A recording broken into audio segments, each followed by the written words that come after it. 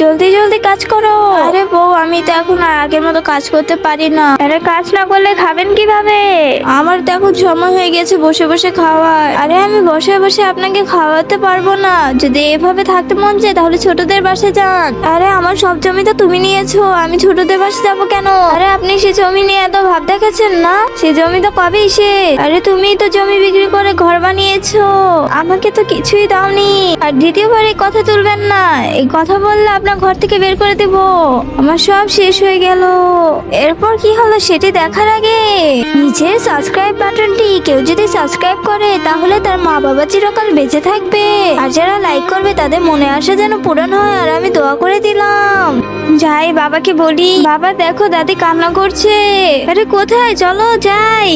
মা আপনার কি হয়েছে, আপনি কাঁদছেন কেন? আরে মা আর কান্না করবে না, আমি বুঝে গেছি কি হয়েছে। চলো তুমি আজকে থেকে আমার বাড়িতেই থাকবে। কিন্তু বাবা আমার আগের জমিটা আর পাবো না। আরে মা কেঁদো না, সবাই সবার পাপের ফল ভোগ করবে। তুমি আমার সাথে চলো।